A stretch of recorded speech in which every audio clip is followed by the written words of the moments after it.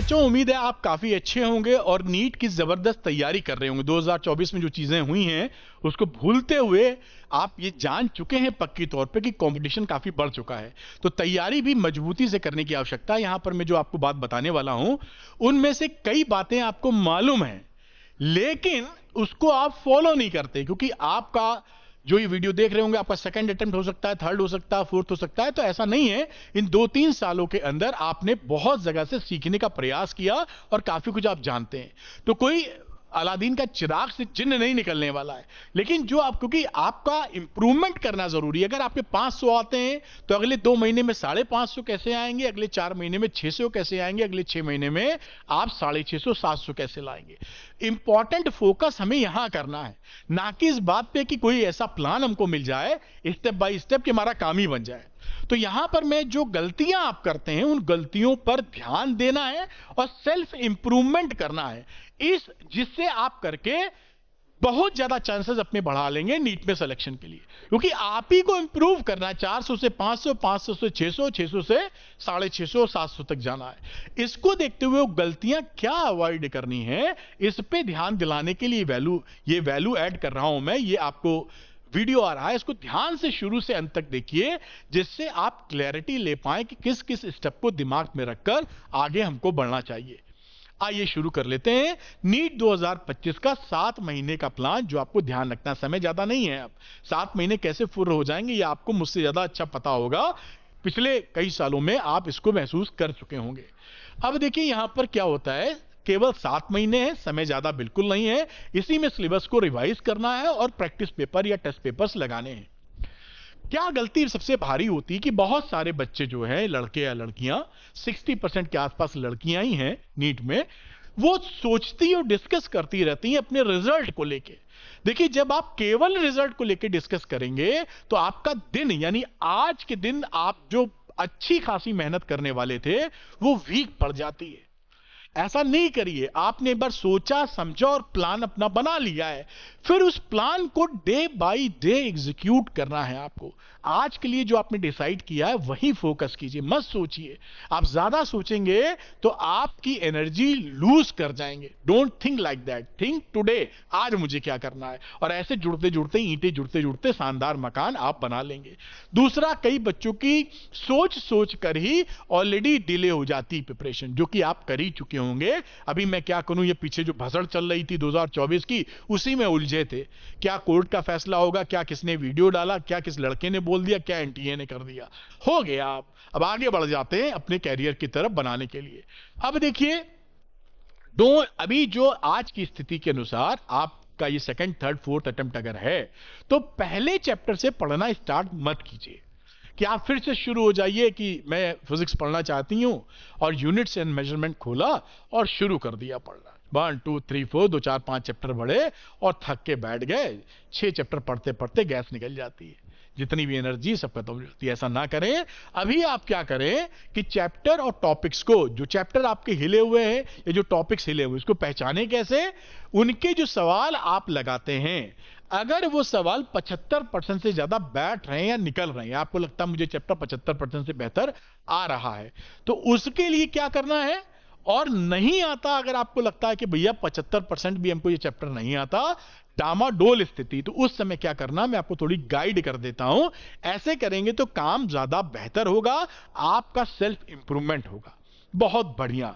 तो इसमें देखिए जिसमें 75% से ज्यादा आपको चैप्टर या टॉपिक आ रहा है, उनके क्वेश्चंस जिनमें आ रहा है, उनके चैप्टर्स की थ्योरी पहले पढ़ें। ये थोड़ा सा यहां पे आप लेस देन कर दीजिए। अगर आपको 75% से कम आता है तो उस समय आप क्या करें, पहले थ्योरी पढ़ें फिर क्वेश्चन लगाएं। अगर 75% से आपको कम आता, क्योंकि चैप्टर ही नहीं आता, तो पढ़ना जरूरी है। और 75% से ज्यादा अगर आपको आ रहा है तो आप क्वेश्चन पहले लगाएं, जहां जहां फंसते जाएं, फिर उस टॉपिक को रिवाइज करें और पढ़ लें। आप कम आ रहा है, पहले थ्योरी पढ़ें फिर सवाल लगाएं। आपको 75 से ऊपर आ रहा है, पहले सवाल लगाएं, जहां फंसे उससे थ्योरी कंप्लीट करें। ये मोड ऑफ ऑपरेंडी आप यूज कीजिए, इससे काफी ज्यादा आपको सफलता प्राप्त होगी और मन भी करेगा पढ़ने का। आगे बात करें जो रिसोर्स हैं, देखिए मेजर बेस बिल्डिंग रिसोर्स, हमेशा ध्यान रखिएगा एनसीईआरटी एक्सरसाइज सारा लगा मारिए। अब नई वाली जो एनसीईआरटी उसमें कोई एडिशनल एक्सरसाइज वगैरह नहीं, सारे क्वेश्चन लगा लीजिए। एनसीईआरटी 11-12 के सारे एग्जांपल्स लगा मारिए, 10 साल के जो पीवाईक्यूज हैं नीट के उसको लगा मारिए। ये बेस है, इसके बाद प्रैक्टिस दनादन करते रहिए, ये लगाना बहुत मस्त है। आगे बात करें तो एक मिस्टेक नोटबुक बनाइए। होता क्या कि आप कोई टेस्ट पेपर दे रहे होते हैं, मॉक टेस्ट दे रहे होते हैं, गलती होती जाती, फिर अगला देते हैं, सोचते हैं इस बार इंप्रूवमेंट हो जाएगा, कभी नंबर थोड़े बढ़ के दिखते हैं, कभी कम, पेपर टेढ़ा बन गया तो कम हो गए, नहीं टेढ़ा बना तो ज्यादा आ गए। ऐसे इंप्रूवमेंट, पक्का इंप्रूवमेंट नहीं कर पाएंगे आप। तो आप एक क्वेश्चन दीजिए, एक पेपर दीजिए, उसमें जहां जहां गड़बड़ किए हैं आप, मैं एक वीडियो बनाऊंगा अलग से, जहां जहां गड़बड़ की उसको एनालाइज कीजिए कि टॉपिक ये था, यहां फॉर्मूला मिस कर गए, टॉपिक ये था, यहां पर समझ में नहीं आया, ये टॉपिक था, यहां कैलकुलेशन मिस्टेक हो गई, यहां निगेटिव वैल्यू हम भूल गए। इस तरीके से बनाएंगे तो आप इंप्रूवमेंट करते चले जाएंगे। तो मिस्टेक नोटबुक बननी बहुत जरूरी है। दूसरी बात, focus on 1 to 2 teachers, use limited resource. आप एक ही टॉपिक को, एक ही चैप्टर को 4-4 टीचरों से ना पढ़िए। जहां जो टीचर, जिसकी भाषा, जिसकी लैंग्वेज आपको जमती है, ABCD, मैं हूं, कोई और हो, जिससे भी पढ़ रहे हो आप, उनको पकड़ लीजिए और 1-2 टीचर के आसपास ही रहिए, उनसे सीखते रहिए। ज्यादा रिसोर्सेज की जरूरत नहीं पड़ती, लिमिटेड रिसोर्सेज को मल्टीपल टाइम्स करने पर ही आपका काम बन जाता है। Complete your syllabus in any case जनवरी में, क्योंकि अगर जनवरी तक अगर सिलेबस आप नहीं कर पाए तो होगा क्या, उसके लिए जो मल्टीपल रिवीजन और मल्टीपल प्रैक्टिस चाहिए उसका समय ही नहीं मिलेगा आपको। तो 1 जनवरी को फिनिश करें, 15 जनवरी को फिनिश करें, 26 जनवरी को फिनिश करें, 31 जनवरी को फिनिश करें, जितने जल्दी हो पाए। जनवरी से फरवरी आने मत दीजिएगा, इसको कंप्लीट कीजिए, जिससे आपको एम्पल टाइम मिले आपको मल्टीपल रिवीजन और धुआंधार प्रैक्टिस करने के लिए। आगे देखते हैं, टेस्ट सीरीज की बात करते हैं। तो टेस्ट सीरीज अभी से आप चैप्टर वाइज या यूनिट वाइज पकड़ के लगानी शुरू कर दीजिए, और जब आपका सिलेबस कंप्लीट हो जाए जल्दी से जल्दी, तो आप पूरे सिलेबस के ऊपर टेस्ट लेना शुरू कर दीजिए। सवाल लगाने को पेंडेंसी में मत डालिए कि मैं जब सिलेबस कवर कर लूंगी तभी सवाल लगाऊंगी, ऐसा मत करिएगा। सवाल जितने लगाते चली जाएंगी उतना बेहतर फील करेंगी, कॉन्फिडेंस बढ़ता चला जाएगा। सेल्फ स्टडी कम से कम मेरे हिसाब से 10 घंटे की करने के लिए पकड़ लीजिए आप, इससे कम में काम नहीं बन पाएगा।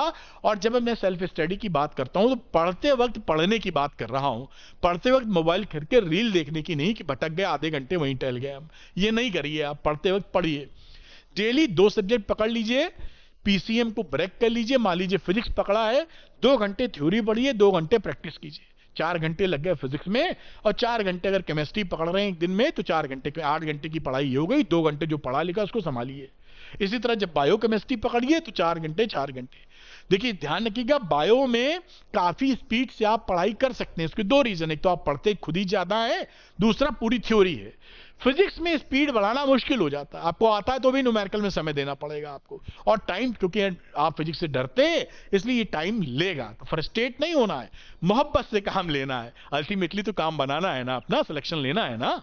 और उसके बाद जो नींद है, कोई कह दे अगर आपसे कि मैं 4 ही घंटे सो के तैयारी कर रहा हूं और फोड़ डाला मैंने, उसकी बातों पे विश्वास मत कीजिए। हो सकता है वो सोते ही ना हो, कह दें, बड़ी अच्छी बात है भाई, लेकिन नॉर्मल ह्यूमन बॉडी को 6-7 घंटे की नींद चाहिए। 6 से 7 घंटे की नींद लीजिए, जम के पढ़ाई कीजिए। नींद में कटौती कर देंगे दिमाग चलेगा नहीं, फंस जाएंगे आप। कोशिश कीजिए पढ़ाई का समय, जिस समय आपका पेपर रहता है 2 से 5 के बीच में, वो जरूर उस समय सोइए ना। बॉडी को ट्यून कर दीजिए, ब्रेन को उस समय तगड़ा तरीके से काम करने के लिए। जो नीट फिजिक्स के लिए बेस्ट रिसोर्स, जैसा मैंने रिपीट किया था, एनसीईआरटी क्लास 11-12 की एक्सरसाइज सारी लगा मारिए आप। फिजिक्स की बात करो तो सबके लिए एप्लीकेबल है ये, क्योंकि नीट एनसीईआरटी तो आप छोड़ ही नहीं सकते हैं नीट के लिए, पी जाइए एकदम। दूसरी, एनसीईआरटी क्लास 11-12 के सारे एग्जाम्पल बहुत इंपॉर्टेंट होते हैं, फिजिक्स की स्पेशली बात करूं क्योंकि फिजिक्स का पेपर आपको तंग करता है, और साथ में 10 साल के नीट के पीवाईक्यू। इसी को देखते हुए मैं एक कोर्स आपके लिए लेके आया हूं, नीट संपूर्ण। इस नीट संपूर्ण में देखिए, ये वीडियो कोर्स है, इसके अंदर 10 साल के पीवाईक्यूज के वीडियोस मिलेंगे, 2024 के भी इंक्लूडेड हैं इसके अंदर। वीडियो सॉल्यूशंस मैंने स्वयं रिकॉर्ड किया एकदम सरल भाषा में। एनसीईआरटी एक्सरसाइज पूरी क्लास 11th क्लास 12 जितनी सोल्यूशन नई वाली एनसीईआरटी के है एक्सरसाइज का, सबका वीडियो सोल्यूशन आपको मिलेगा। NCERT examples class 11th class 12th सारे एग्जांपल्स आपको मिलेंगे वीडियो सोल्यूशन, जो मैंने सरल भाषा में समझा के रिकॉर्ड किया, जिससे आप इस सुपर एक्सप्लेनेशन का लाभ ले सकें, समझ पाए। आपकी जानकारी के लिए इसके अंदर टोटल पीवाईक्यू, जैसे कि पता चले कितने वीडियो हैं, पीवाईक्यू की बात करें तो 634 पीवाईक्यूज हैं इसके अंदर, और टोटल वीडियोस की बात करें तो 1254 वीडियो सॉल्यूशंस आपको मौजूद मिलेंगे, जो ये सब कुछ कवर करते हैं। पीवाईक्यू के कोई बच्चे पूछते हैं भाई पीवाईक्यू कितने, बड़ा इंटरेस्ट रहता है। 654, अगर टोटल 1254 क्वेश्चन ही आप लगा लेंगे तो कैसे नहीं आप संभालेंगे फिजिक्स। तो ये फिजिक्स के लिए नीट संपूर्ण है। आप जो बच्चे इसको लेना चाहते हैं, अभी तो एक ऑफर भी चल रहा है, बहुत ही नॉमिनल प्राइस पे आप इसको ले सकते हैं। अरविंद एकेडमी ऐप को डाउनलोड कर लीजिए, इसके स्टोर सेक्शन में जाइए, वहां नीट संपूर्ण दिखाई पड़ेगा, जहां फिजिक्स का पूरा आपको जो मैंने बोला वो चीज मिल जाएगी, तुरंत आप उसको ले सकते हैं, ये इंस्टेंटली कोर्स एक्टिव हो जाएगा। Thank you very much, wish you all the best. अगर ये वीडियो पसंद आया तो लाइक और शेयर कीजिएगा। अरविंद नीट चैनल को सब्सक्राइब करना मत भूलिएगा। फिजिक्स सुपरलेटिव एक्सप्लेनेशन, एकदम इजी एक्सप्लेनेशन के साथ आपको मैं लाके दूंगा, आपको समझ में भी आएगी और पढ़ने का मन भी करेगा। ये दोनों खूबी इन वीडियोस में आपको मिलती है मेरे साथ। Thank you very much, wish you all the best.